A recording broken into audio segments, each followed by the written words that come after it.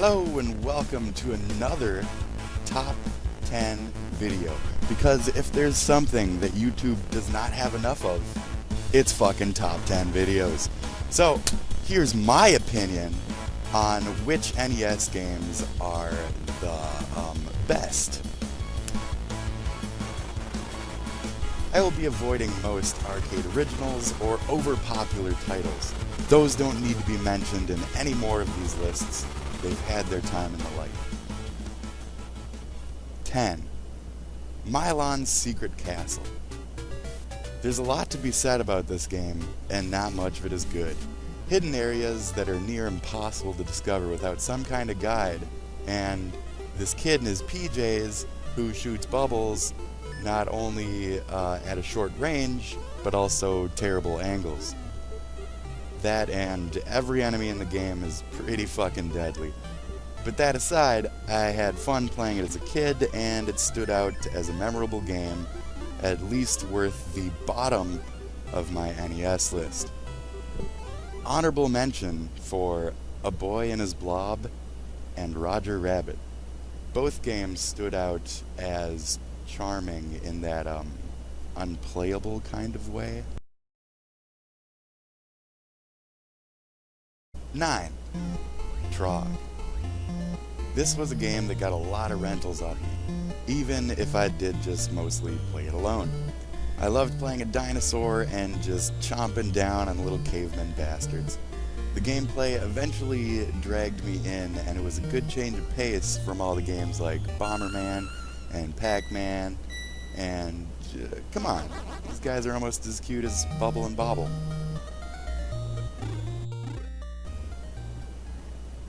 8. Anticipation. The pure fact that this is one of the only games that my sisters would play with me bumped it higher on the list. Back in the 80s and 90s, people still played board games, quote unquote. This was one of the only video board games for the NES that was actually fun to play and based off of an original concept, not just another reworked Monopoly or the like. 7. Cobra Triangle. There are few games on my list where I would just sit back and watch my older brother play, and he would just absolutely fucking destroy it. This is one of them. Cobra Triangle was a boating shooter in which you picked up little buoys for upgrades, rescued swimmers, cleared mines, and used guns to shoot away enemy ships. I liked how it wasn't just another shooter and managed to blend a different element into the typical format. To this day, it's still a pretty difficult game. 6. Jaws. I've never been one for movie-based games, but as a kid I didn't know better. I enjoyed going from port to fort and leveling up and growing my power and taking out Jaws with ease. But those Sidewinders, man-o-wars, probably the deadliest creatures in the sea. The bonus levels were also fun. I could never quite get that strobe timing though. Maybe I need a bigger boat. 5. Snake, Rattle, and Roll. This is the second rare title on my list. The first one was Anticipation.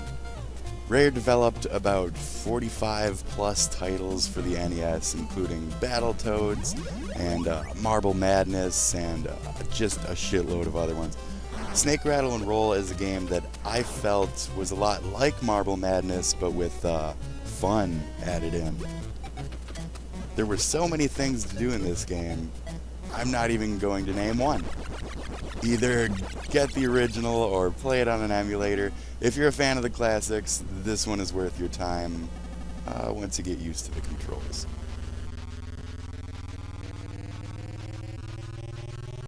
4. Blaster Master. This game is a story about a boy and his toad. Though it was pretty hard to aim at times, this game was pretty damn good for the most part.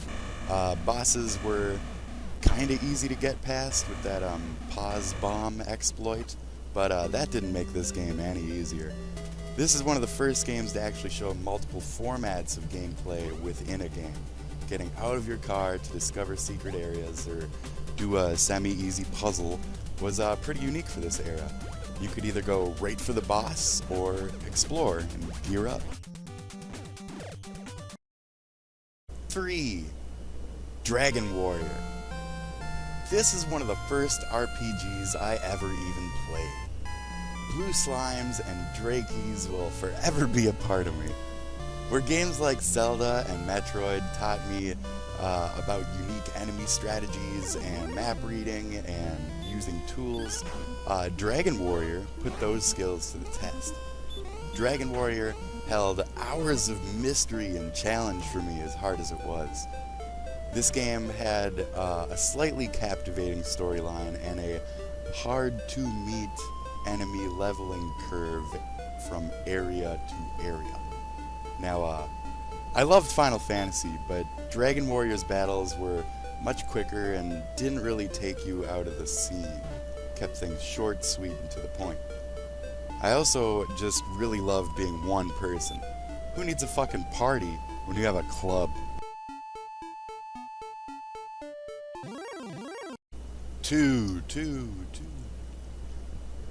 is a two-way tie between Dragon Spirit and Life Force. I was still pretty young when we first got the NES, and watching my older brother solo both of these shooters just put me into a state of awe. I was really inspired from those moments to even be a gamer. Dragon Spirit has one of the best soundtracks for the system, in my honest opinion. And again, this was a unique shooter due to the fact that there were many upgrades and 2 modes of difficulty and 2 modes of fire, that being ground and air. I remember being so proud of myself for finally being able to get the blue dragon, only to die like a stage or 2 later, but hell, I was having fun.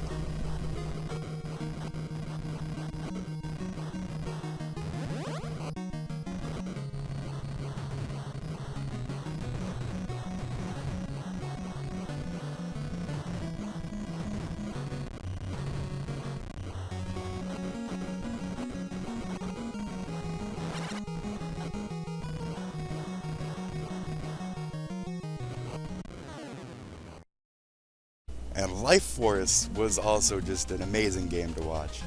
I think on my best attempts, I got to like level 5 or the fire level as a kid.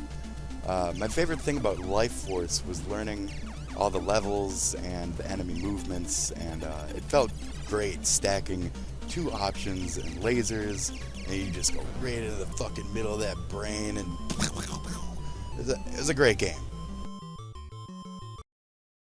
And now, the #1 game you've all been waiting for, that I've hyped up so much at this point that it's probably not even worth watching the last couple minutes of this video. I wouldn't. I'd just go somewhere else. Go watch some other Let's Play bullshit or something. Well, #1, are you fucking ready?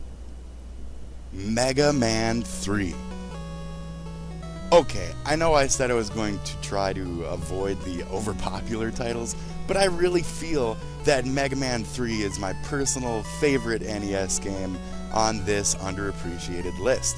Yes, 1 and 2 are masterful artworks, but 3 is the first one of the series I actually remember dying to get for Christmas, because I remember reading that he was getting new pals, and expanding Mega Man's world is just awesome, and he's still making games to this day, kinda.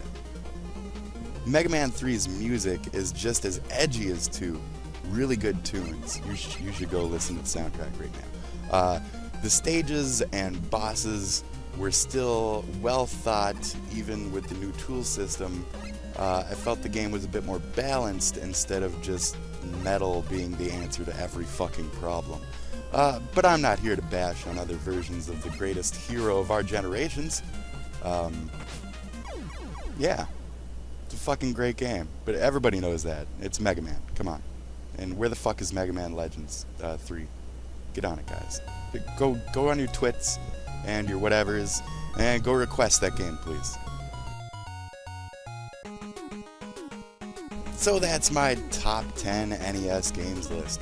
If you disagreed at some point, well, you should have. Good job. If you are with me 100%, I recommend you seek wow. You know, that's why I do this, so I can edit it. I recommend that you get psychiatric help immediately. Best of luck. And you know, see ya.